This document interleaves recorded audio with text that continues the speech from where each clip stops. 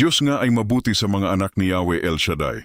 Sa dami ng pagsubok, sa dami ng misunderstanding, sa dami ng nagsasabi ng kung ano-ano, nananatili ang isang katotohanan: God is always good.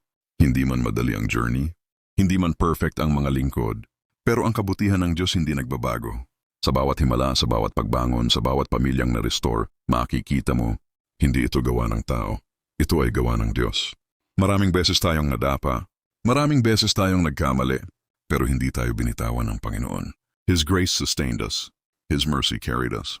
At hanggang ngayon, patuloy niya tayong tinatawag, hindi para maging perfect. Kung ikaw ay anak ni Yahweh El Shaddai, tandaan mo ito.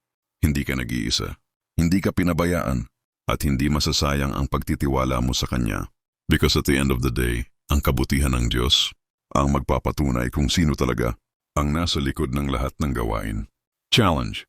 Look back today and name at least one blessing na hindi mo kayang i-explain kundi kabutihan lang ng Diyos. I-comment mo kung ano yon and follow for more faith-building reflections. Bro Cheeto Channel.